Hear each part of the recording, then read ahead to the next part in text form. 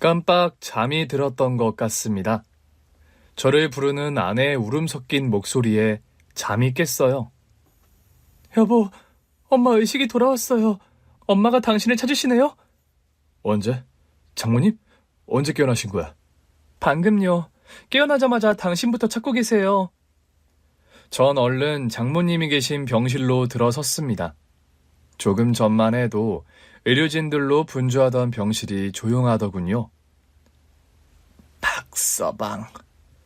들릴 듯 말 듯 작은 목소리로 장모님이 절 불렀습니다. 네, 장모님. 저 여기 있습니다.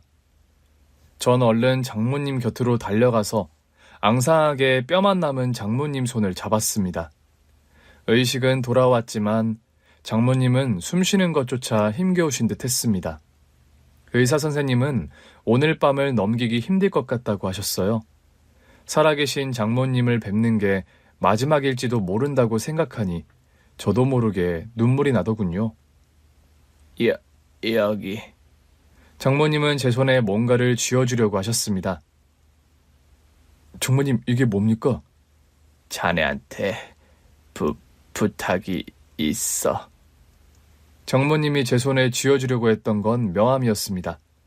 의아했어요. 임종 직전에 명함을 주시는 장모님 뜻을 이해하기가 힘들었죠. 장모님은 힘이 드시는지 잠시 말씀을 멈추셨습니다. 이 사람, 자네가. 장모님, 저보고 이 사람을 찾아가라는 거죠? 장모님은 힘겹게 고개를 끄덕이셨습니다. 그래, 꼭. 네, 장모님. 제가 꼭 찾아갈 테니 걱정하지 마세요. 장모님은 제 확답에 안심하시는 것 같았습니다. 전 그 명함의 주인이 누굴까 궁금했지만 지금은 그걸 물을 상황이 아니었죠. 그런데 제가 명함을 주머니에 넣으려는 순간이었습니다. 갑자기 아내가 달려와선 그 명함을 박박 찢어버리는 겁니다. 신경질적으로 말이죠. 전 너무나 당황해서 아내의 행동을 보고만 있었습니다. 당신 왜 그래? 그거 어머님이 주신 명함이잖아. 그걸 찢어버리면 어떡해? 아내가 뭔가 말하려는 것 같았는데요. 그때 장모님의 바이탈 모니터에서 심장박동수가 급격히 떨어지고 있다는 신호음이 들리는 겁니다. 간호사 선생님이 달려왔고요. 의사 선생님도 오셔서는 저희에게 마지막 인사를 하라고 하더군요. 올 것이 왔구나라는 생각에 눈물이 쏟아지기 시작했습니다. 엄마, 안 돼. 아직 나 엄마하고 하고 싶은 게 맞단 말이야. 아내는 오열하기 시작했습니다. 아들 민석이와 딸 민지도 할머니와 마지막 인사를 하라는 말에 소리내 울기 시작했죠. 할머니 사랑해요. 할머니 죽으면 안 돼. 아직 초등학생인 민지는 장모님을 흔들며 어서 일어나라고 떼를 쓰면서 울었습니다. 학교에서 돌아오면 늘 자신을 반기던 할머니가 죽는다는 사실이 실감되지 않았던 겁니다. 그건 저 역시 마찬가지였어요. 장모님 덕분에 제가 부모님 사랑이라는 걸 맛봤습니다. 감사합니다, 장모님. 장모님께 마지막 인사를 하면서도 꿈이면 좋겠다 싶었습니다. 장모님은 제게 엄마 같은 분이셨습니다. 저를 사위가 아니라 친아들처럼 사랑해 주셨어요. 장모님, 좋은 곳으로 가서 편히 쉬세요. 사랑합니다. 엄마 사랑해요. 우리 꼭 다시 만나요. 아내도 저도 장모님과 작별하는 게 너무 힘들었습니다. 소란스러운 장례식장에서도 잠시 틈이 나면 장모님 생각에 눈물이 났습니다. 당신 들어가서 잠시라도 눈 좀 붙여요. 어제도 꼬박 밤을 새우지 않았어요? 아니야, 난 괜찮으니 당신이나 좀 쉬어. 내일 장지까지 가려면 잠을 좀 자둬야지. 슬픔 때문인지 그리움 때문인지 잠도 오지 않았습니다. 장모님이 이젠 저희 곁에 없다는 사실이 믿기지가 않더군요. 장모님의 장례를 마치고 집에 돌아오니 허전함은 더했습니다. 집안 곳곳에 남아있는 흔적 때문에 장모님이 너무 그리워지더군요. 아내 역시 마찬가지인 것 같았습니다. 잠자리에 누워서도 잠들지 못하고 계속 뒤척였어요. 당신 피곤할 텐데 잠이 안 와? 당신도 잠이 안 오나 보네요. 집에 오니 어머님이 생각이 더 나네. 아내와 장모님 얘기를 하다 보니 문득 임종 직전 장모님이 주셨던 명함 생각이 났습니다. 당신 그때 왜 그랬어? 뭘 말이에요? 장모님 돌아가시기 직전에 나한테 명함 주셨잖아. 그 명함 왜 찢어버렸냐고. 장모님 유언이나 마찬가지인데 나 그때 얼마나 놀랐다고. 아내는 한동안 말이 없었습니다. 왜? 말하려니까 힘들어? 그 명함 우리 아빠 명함이에요. 응? 그게 무슨 말이야? 당신 아버지 돌아가셨다고 하지 않았어? 그랬죠. 엄마는 나한텐 죽은 사람이나 다름없죠. 아내는 아버지가 초등학교 때 돌아가셨다고 했습니다. 그래서 장모님이 보험 일을 하시면서 힘들게 자신을 키웠다고 했어요. 일부러 당신한테 거짓말하려고 한 건 아니에요. 우리를 버리고 간 그 순간 아빠는 나에게 죽은 사람이 됐거든요. 아내가 초등학교 3학년 때 있었던 일이라고 합니다. 학교에 돌아오니 엄마가 울고 있었다고 해요. 집안엔 깨어진 그릇이며 옷가지들로 난장판이었다고 하죠. 엄마 왜 울어? 아빠 때문에 그래? 그즈음 부모님 싸움이 잦았다고 합니다. 아버진 자주 집을 비웠고 어쩌다 집에 들어오면 사소한 일에도 짜증을 부리면서 화를 냈다고 해요. 집안 꼴이 이게 뭐야? 이러니 내가 집에 오고 싶겠어? 장모님은 그런 아버지 억지를 처음엔 참고만 있었다고 합니다. 이걸 지금 나보고 먹으라고 가져온 거야? 반찬꼴이 이게 뭐냐고? 생활비 떨어진 지 오래돼서 그래요. 당신 지난달에도 생활비 안 줬잖아요. 뭐야? 어디서 말대꾸야? 그래서 지금 나한테 반찬으로 시위라도 하는 거야? 그게 아니라 당장 쌀도 사야 하고 주위 운동화도 하나 사줘야 하는데 당신이 생활비를 안 주니까. 으이그, 넌 내가 돈 버는 기계로만 보이지? 남편이 얼마나 힘들게 돈 버는지도 모르고. 그래서 나도 당신이 주는 생활비 아껴 쓰려고 한다고요. 뭐? 아껴 쓴다는 사람이 지금 돈 타령이야? 생활비 좀 안 줬다고 오랜만에 집에 들어온 남편한테 시비냐고? 말도 안 되는 얘기로 트집을 잡고선 화를 내다 나가면 일주일 넘게 집에 들어오지 않는 날도 있었다고 합니다. 당신 그동안 어디 있다가 이제야 집에 들어온 거예요? 배고파. 밥이나 차려. 당신 내 말 안 들려요? 어디 있다 왔냐고요? 왜? 어디라고 하면 당신이 찾아가게? 그즈음 동네에선 아버지가 바람이 났다는 소문이 돌기 시작했다고 합니다. 당신 설마 아니죠? 그렇죠? 뭐가 아니라는 거야? 피곤해. 밥은 됐고 나 자야겠으니까 가서 이불이나 꺼내. 왜 아니라고 말 못해요? 당신 여자 생긴 거 맞냐고요? 이 사람이 어디서 무슨 얘기를 들었길래 생사람을 잡는 거야? 하여튼 사람 피곤하게 하는 데는 1등이라니까. 이러니 내가 집에 들어오기가 싫지. 처음엔 아버지가 외도 사실을 부인했다고 해요. 장모님은 설마 하면서도 남편 말을 믿었다고 합니다. 난 정말 엄마가 아빠 말을 믿었다고 생각 안 해요. 그냥 진실을 부인하고 싶었던 거지. 아빠의 외도를 인정하는 게 너무 무서웠을 테니까. 하지만 그 시간도 오래 가지는 못했다고 합니다. 하루는 학교에서 돌아왔는데 낯선 여자 신발이 현관에 있더라고. 방에선 여자 울음소리가 들리고.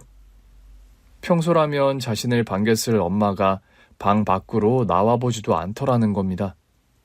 엄마, 어딨어? 나 학교 갔다 왔어. 이상하다 싶어 방문을 열었더니 하얗게 질린 얼굴을 한 장모님이 당황해서 아내를 쳐다봤다고 합니다. 그 앞에선 신발 주인으로 보이는 여자가 울고 있었고요. 주희야. 장모님은 아내를 보고도 말을 잇지 못했는데요. 울고 있던 여자가 아내를 보더니 일어서서 나가버리더라는 겁니다. 그 여자가 나를 스쳐 나가는데 배만 보이더라고. 산달이 다 됐는지 배가 배구공 같아 보이더라니까. 그 여자가 간 뒤 장모님은 한참을 울었다고 합니다. 엄마 왜 울어? 어디 아파? 아님 그 여자 때문이야? 응? 아내도 어느 정도 눈치를 챘던 거겠죠. 그 여자가 누군지 말입니다. 그런데 더 기가 막혔던 건 뭔지 알아요? 그 여자가 다녀갔다는 사실을 알고선 아빠가 더 뻔뻔하게 나왔다는 거예요. 일주일 동안 소식이 없던 아버지는 그 여자가 다녀간 다음 날 집에 들어왔다고 합니다. 당신, 어쩜 나한테 이럴 수가 있어요? 주의 보기 부끄럽지 않아요? 어떡할 거예요? 그 여자 어떡할 거냐고요? 어떡하긴 어떡해? 그 여자 당신 애도 가졌다고 하더라고요. 배가 남산만하게 불러서 나타났는데 얼마나 기가 막히던지. 참네. 내가 알아서 한다니까. 걘 왜 여길 와서 이사다리 나게? 귀찮아 죽겠네. 뭐? 당신 지금 그게 나한테 할 소리야? 나한테 할 소리냐고! 결국 큰 소리가 나기 시작했는데요. 아버진 끝까지 잘못했다는 사과를 하지 않았다고 합니다. 적반하장도 정도가 있지? 글쎄, 나중에는 아빠가 오히려 큰 소리를 치더라니까. 아내는 두 사람이 싸우는 소리에 무서워서 울기만 했다고 합니다. 그래도 딸 보기는 부끄러웠나 봐요. 내가 울면서 말리니까 아빠가 날 흘낏 보더니 그냥 나가버리더라고. 그게 아내가 기억하는 아버지의 마지막 모습이었다고 합니다. 며칠 뒤 학교에서 돌아와 보니 집안은 난장판이 된 채 장모님이 울고 계셨다고 해요. 엄마? 엄마 괜찮아? 아내가 묻자 장모님은 아내를 끌어안으며 통곡하셨다고 합니다. 그리고 한 달 후 법원에서 이혼 소장이 날아왔다고 해요. 나중에 엄마한테 들은 얘긴데 엄마는 나 때문에 웬만하면 참고 살려고 하셨다고 하시더라고. 내가 아빠 없는 애라고 손가락질 받는 게 죽기보다 싫으셨대요. 그런데 아버지가 이혼 소송장을 먼저 보내온 거죠. 나 참 기가 막혀서. 잘못했다고 싹싹 빌어도 용서가 안 되는데 이혼이라니. 엄마 마음이 어땠겠어요? 그럼 당신 그 이후로 아버지 얼굴을 못 본 거야? 결혼하기 전 연락이 오긴 했었어요. 어떻게 알았는지 회사로 전화가 왔더라고요. 결혼식을 일주일 앞두고서였다고 합니다. 주인이야? 거의 20년이라는 시간이 흘렀지만 아내는 단박에 아버지 목소리를 알아들었다고 합니다. 주희야, 나다, 아빠야. 전화 잘못 거셨습니다. 전 아빠 없어요. 옛날에 죽었다고요. 아내는 냉정하게 전화를 끊었다고 합니다. 자신에게는 이미 죽은 사람이나 다름없었기에 일말의 동정심도 일지 않았다고 해요. 대신 장모님께 화를 냈다고 합니다. 엄마야? 엄마가 그 사람한테 내 연락처 알려줬냐고. 주희야, 그 사람이라니. 그래도 널 낳아준 아빠인데. 아빠? 누가 아빠야? 나 아빠 없어. 내 아빠는 이미 오래전에 죽었다고. 휴, 주희야. 그런 말 하면 못 써. 그래도 결혼식장에서 네 손을 잡고 들어갈 사람은 있어야지. 엄마, 지금 무슨 얘기를 하는 거야? 그 사람이 결혼식장에 왜 내 손을 잡고 들어가? 싫어. 그 사람 결혼식에 오는 거 싫단 말이야.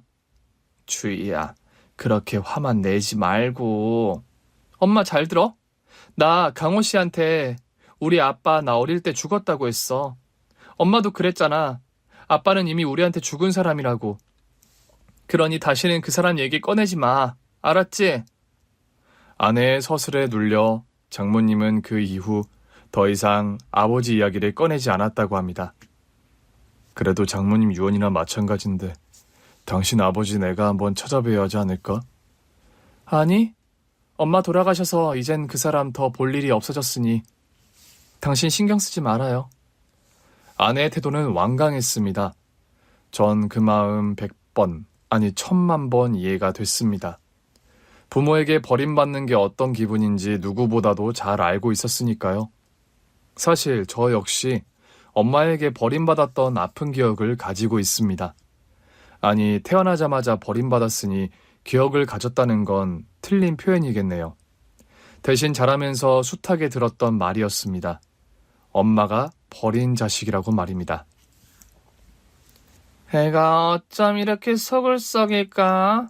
싹수가 노라니까 네 엄마가 널 버리고 도망가지.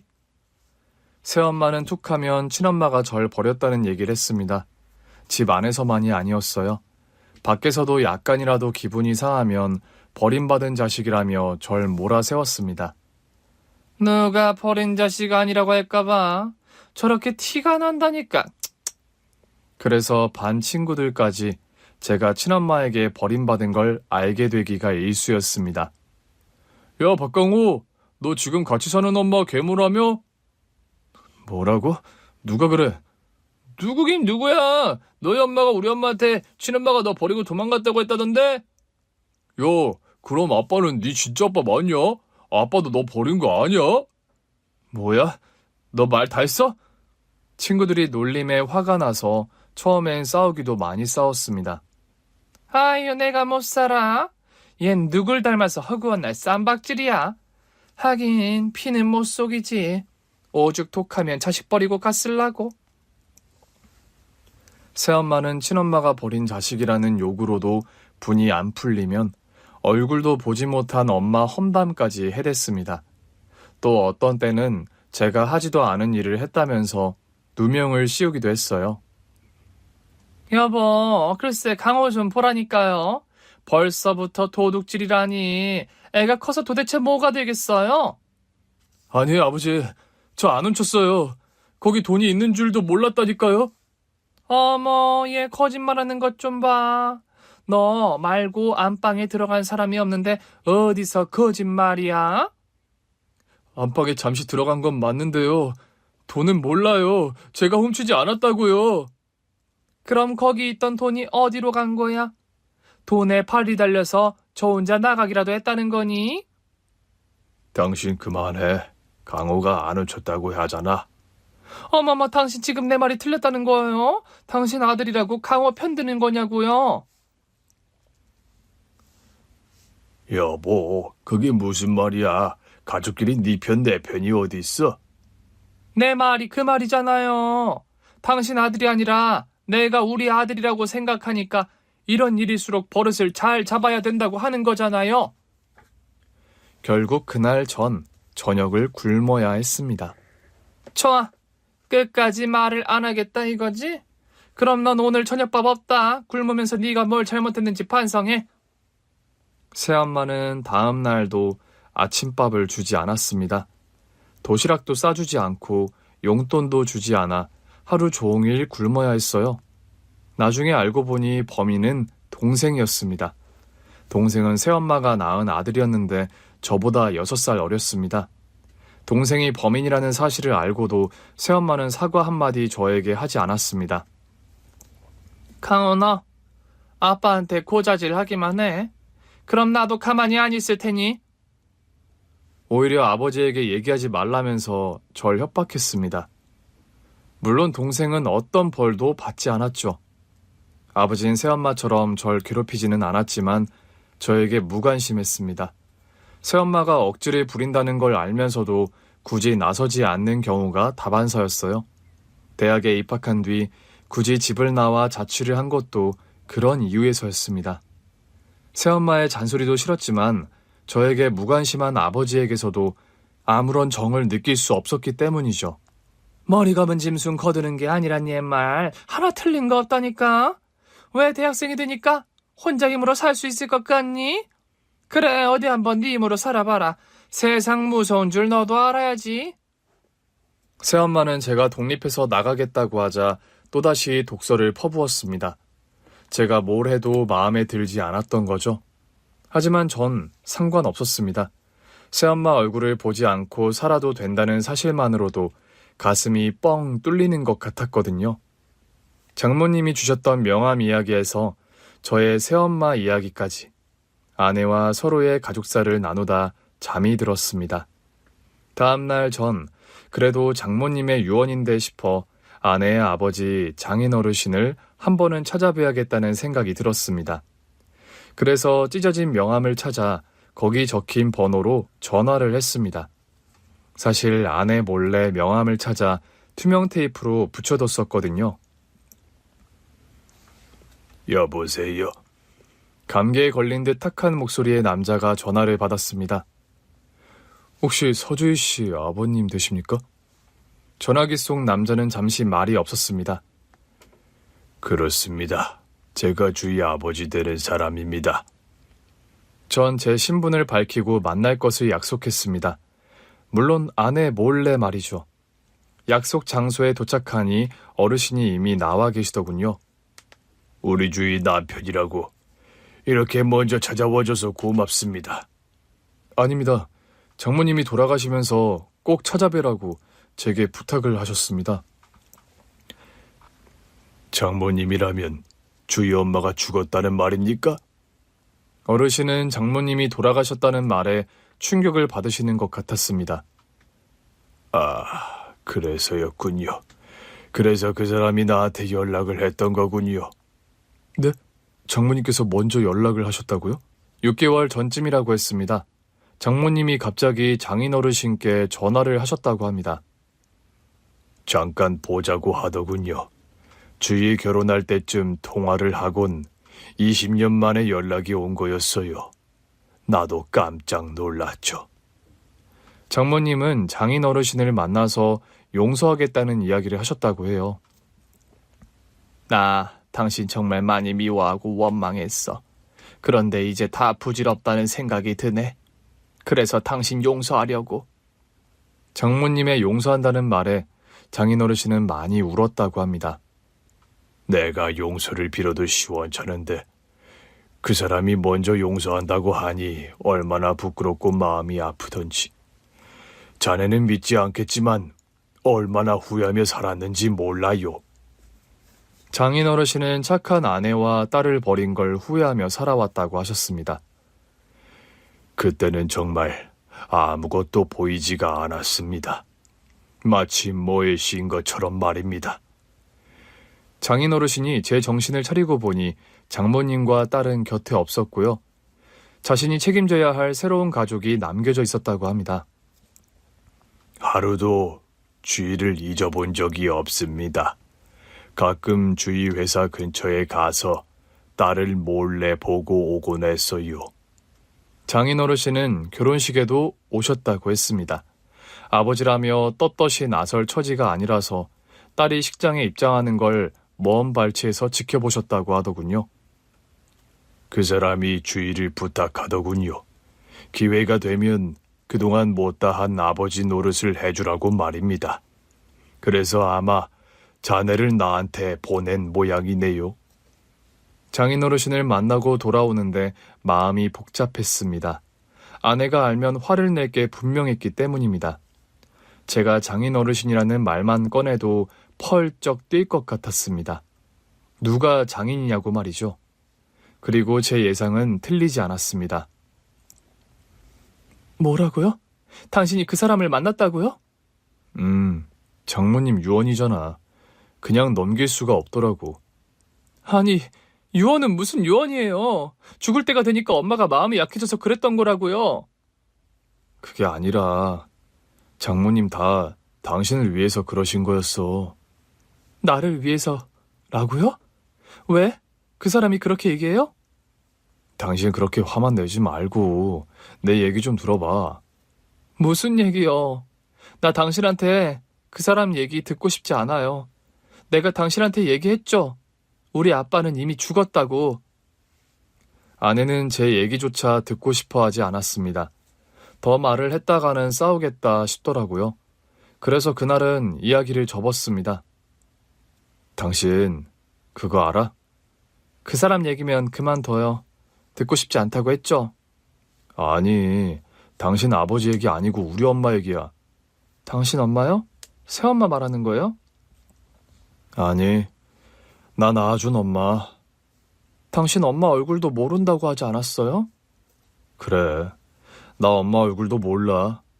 그런데 참 이상하지? 얼굴도 모르는 그 엄마가 가끔 꿈에 나타날 때가 있어. 얼굴도 모르는데 어떻게 꿈에서 엄마인 걸 알아요? 그러니까 이상하다는 거야. 한 번도 본 적이 없는 낯선 얼굴인데 꿈에선 저 사람이 내 엄마구나라는 걸 내가 알더라고. 아내는 가만히 제 이야기를 듣고 있더군요.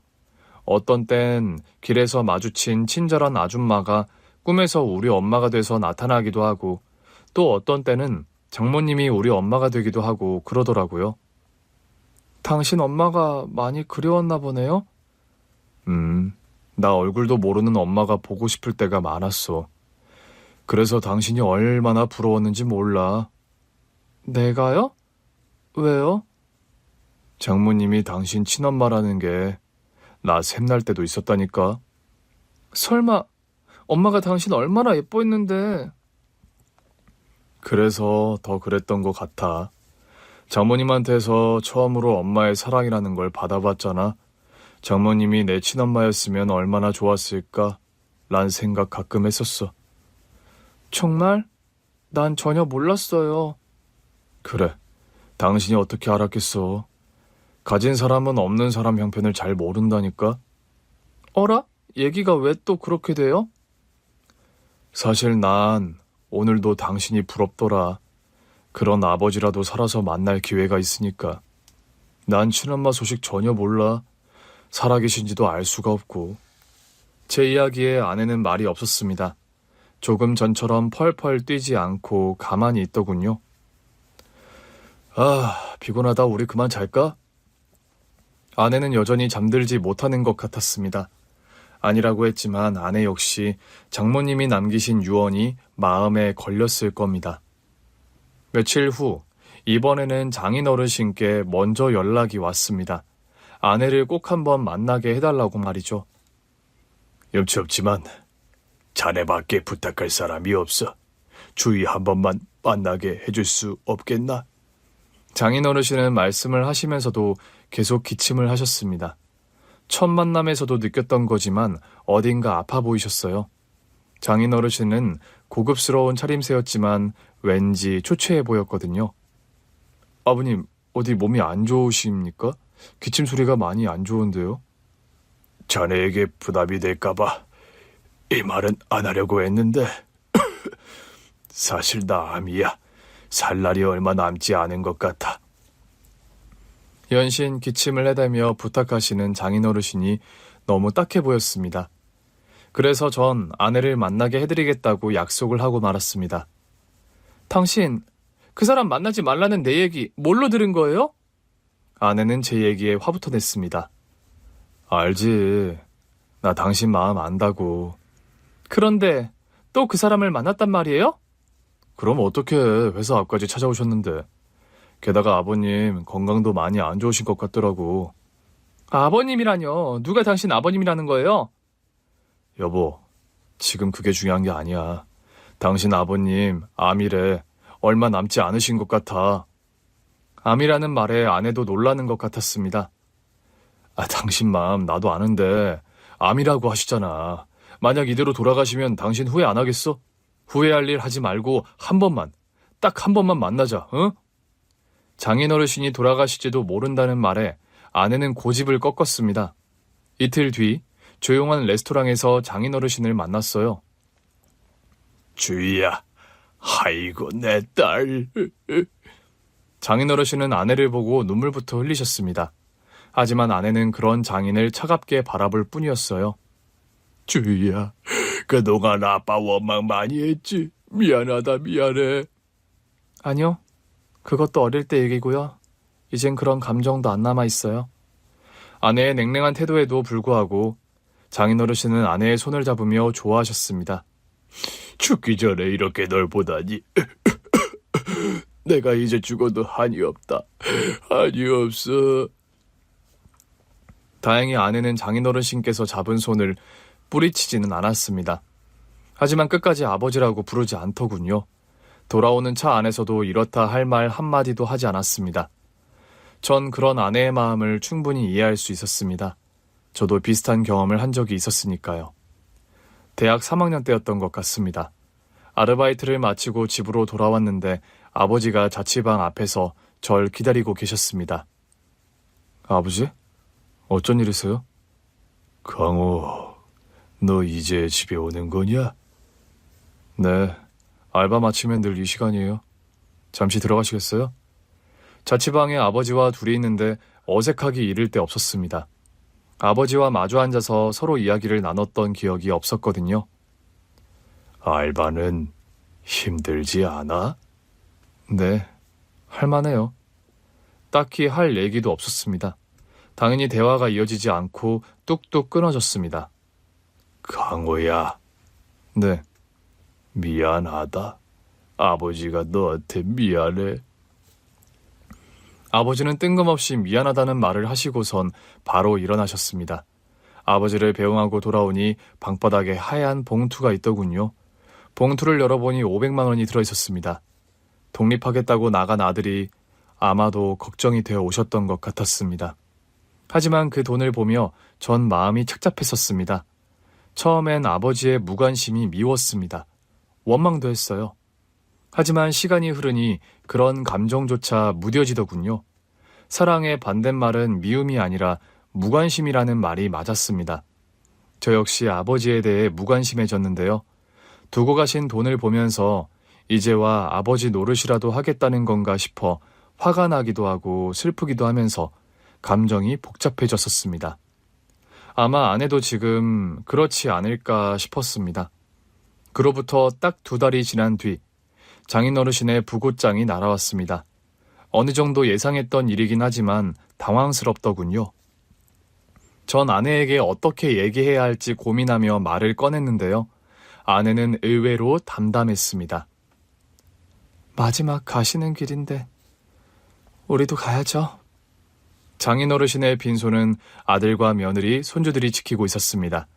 그러니까 아내의 배다른 동생이 되는 셈이었는데요. 동생은 아내의 존재를 알고 있는 것 같았습니다. 아내는 장인어르신 영정 앞에서 한참을 서 있었습니다.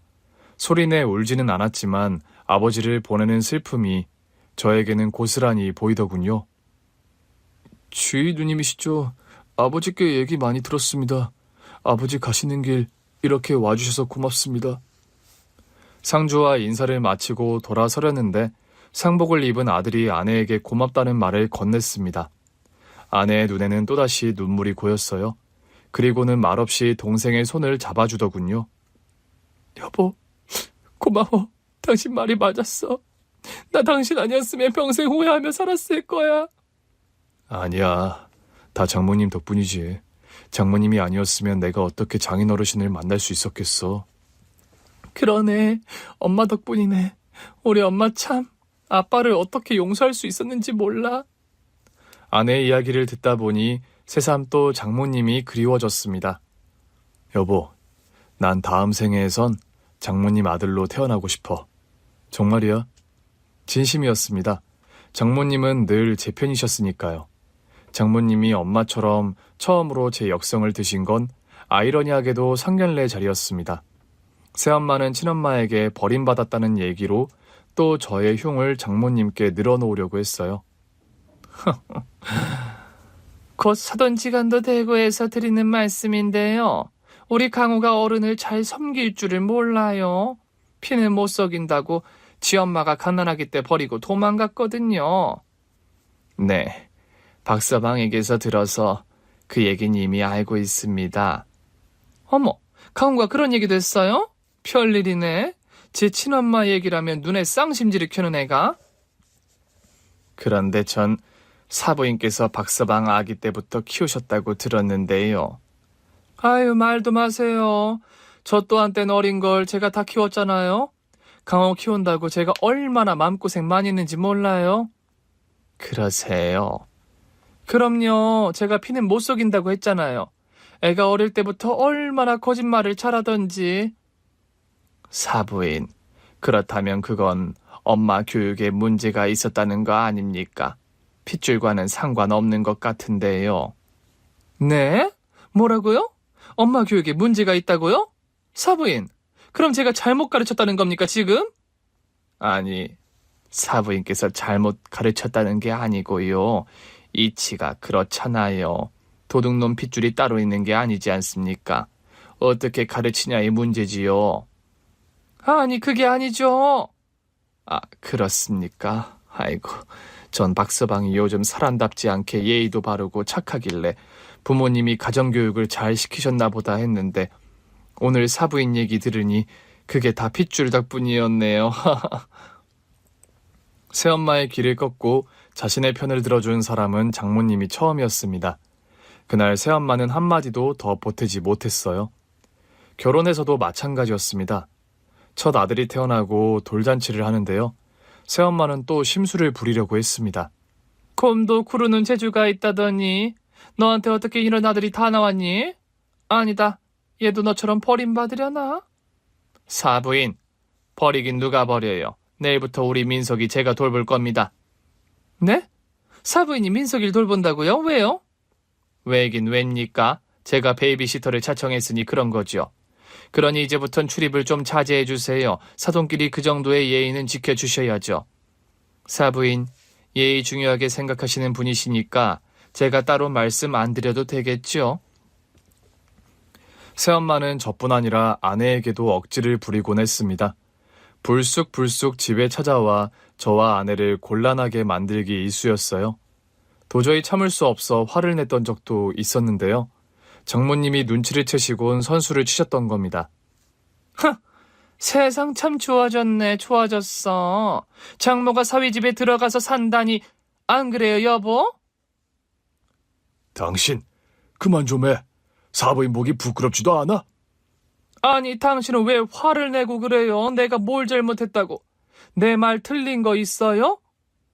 당신, 강호일이면 못 잡아먹어서 안달이잖아. 당신의 그 음흉한 속내, 내가 그동안 몰라서 참은 줄 알아? 뭐라고요? 음흉하다고요? 당신 지금 말 다 했어요? 어허, 조용히 하지 못해? 여기 민석이 돌잔치 자리야. 어디 교양 없이. 뭐, 교양?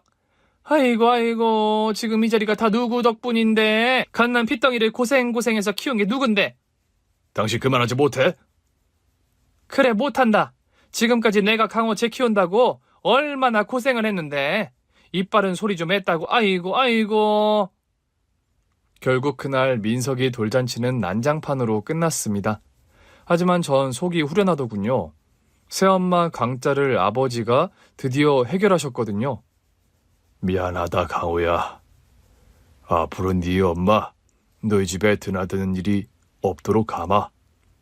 처음으로 아버지가 제 편을 드셨고요. 아버지 말씀처럼 새엄마는 저희 집에 나타나지 않았습니다. 명절날 본가에 가도 전처럼 시비를 걸지도 억지를 부리지도 않더군요. 또 저나 아내와 가능한 마주치는 걸 새엄마가 먼저 피했습니다. 전 다행이다 싶었죠. 이후 새엄마를 보지도 않고 사는 평화로운 날들이 계속됐습니다. 장인어르신의 장례식에서 집으로 돌아오자 아내가 피곤했는지 바로 잠이 들었습니다. 오랜만에 깊은 잠을 자는 것 같아 안심이 되더군요. 여보, 나 어제 정말 오랜만에 단잠을 잤어요. 그래, 그런 것 같더라고. 꿈에 엄마를 만났는데 엄마가 잘했다고 날 안아주더라고요. 그랬어? 사실 나 어제 아빠 영정사진 보면서 죄송하다고 했거든요. 아빠 미워하고 원망했던 거 미안하다고. 그리고 그때 아버지가 용서해달라고 할 때 대답하지 못했던 거 후회한다고 말씀드렸어요. 잘했어. 당신 마음 장인어르신도 아실 거야. 그럴까요? 아빠도 아실까요? 그럼 나도 보이던데 장인어르신은 당연히 아시지. 아버지를 용서했기 때문일까요? 아내의 얼굴이 훨씬 밝아 보였습니다. 장인어르신의 장례가 끝난 후 일주일 뒤에 아내는 동생으로부터 뜻하지 않은 연락도 받았습니다. 주인님, 제가 연락드려서 많이 놀라셨죠? 아, 네. 좀 놀라긴 했어요. 말 편하게 놓으세요. 제가 누님보다 10살이나 아래입니다. 10살 아래라는 말에 아내는 문득 옛날 일이 떠올랐다고 합니다. 학교에서 돌아왔는데 엄마 앞에서 울고 있던 여자 말입니다. 그때 그 여자가 만삭이었던 게 기억났다고 해요. 아버지가 누님 얘기 많이 하셨어요. 제 얘기를요? 네, 제 성격이 누님과 많이 닮았다고요. 동생은 아버지의 유언을 전하기 위해 찾아왔다고 했습니다. 아버지가 누님께도 유산을 남기셨어요. 누님께 못할 짓을 했다고 많이 후회하셨거든요. 유산이라는 말에 아내도 저도 얼떨떨했습니다. 아버지 유언이니 부담 가지지 말고 받아주세요. 그래야 아버지도 평안하게 눈을 감으시죠. 장인어르신이 아내에게 남긴 유산은 서울 근교의 작은 땅이었습니다. 나 어릴 때 아빠랑 주말 농장에 가곤 했었어요. 상추랑 고추랑 감자도 심었는데 얼마나 재밌었다고요. 그때 아빠가 그랬어요.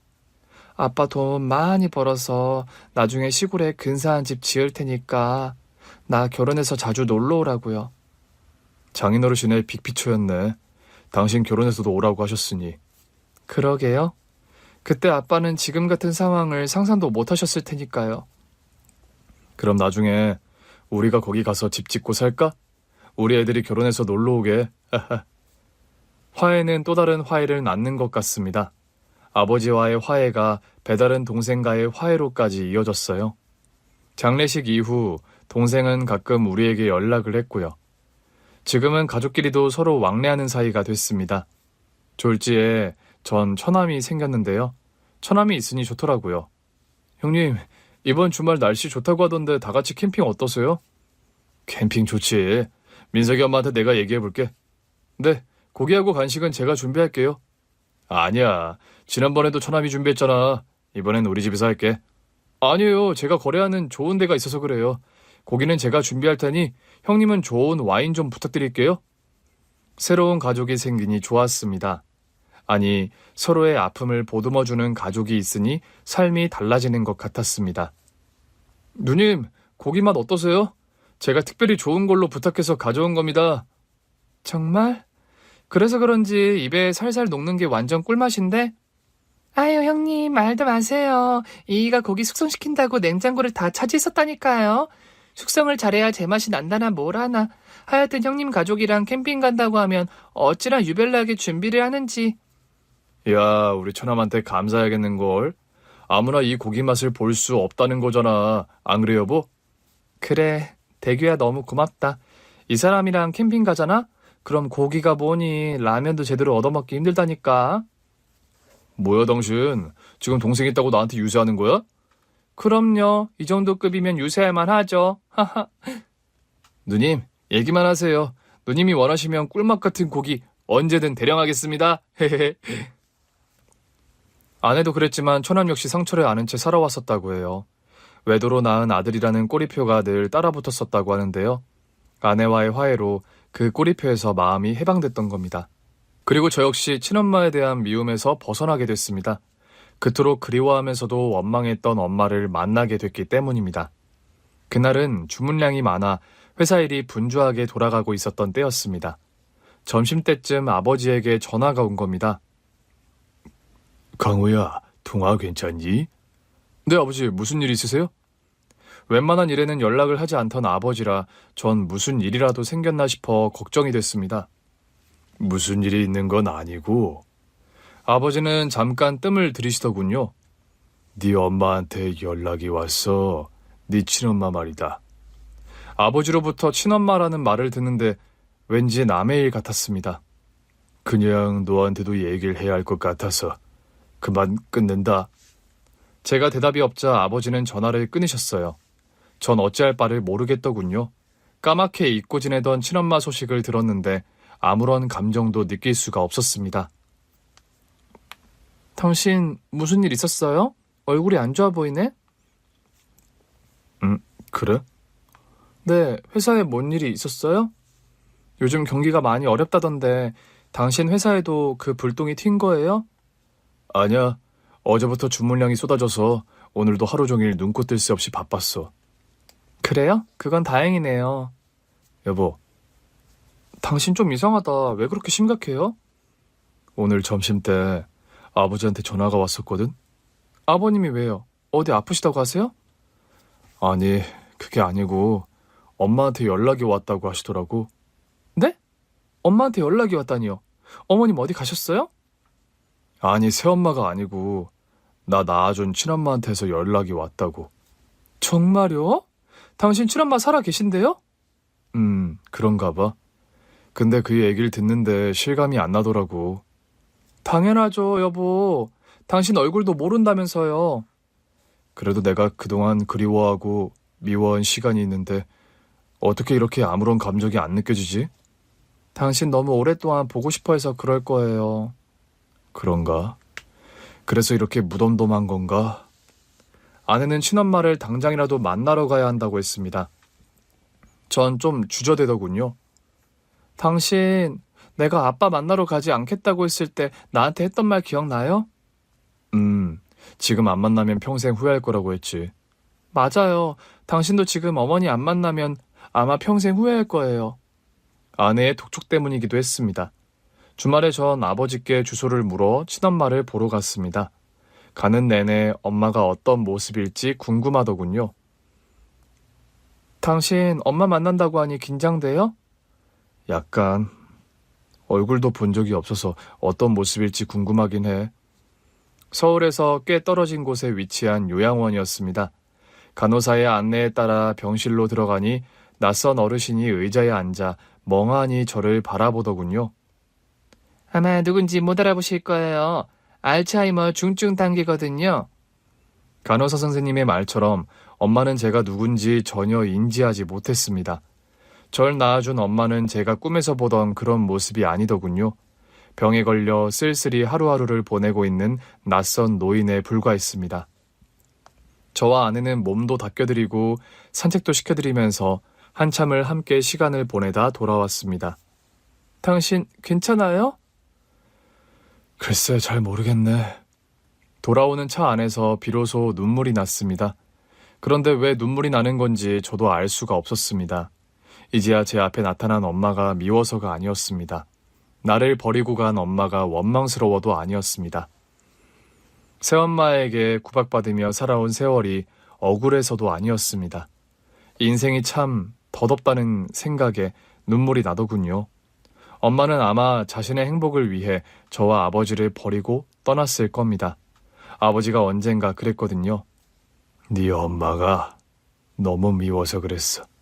너만 보면 네 엄마 생각이 나서 견딜 수 없더라고. 그래서 널 외면했던 것 같다. 미안하다, 강호야. 아버지는 엄마에 대한 배신감 때문에 힘든 세월을 사셨습니다. 엄마의 배신의 대가로 저 역시 불행한 성장기를 보냈죠. 그럼 엄마라도 행복했어야 되는 거 아닙니까? 그런데 늙고 병들어 누구도 알아보지 못하는 상태가 돼서 나타난 엄마를 보니 마음이 착잡했습니다. 엄마는 평생 엉뚱한 곳에서 행복의 파랑새를 찾아다녔구나 싶었습니다. 당신 울어요? 이상하게 눈물이 나네. 왜? 엄마 보고 나니까 슬퍼요? 치매라고 해서? 아니, 그냥 인생이 참 덧없다는 생각이 들어서. 그렇죠. 인생이 참 짧죠? 당신도 그런 생각했어? 그럼요.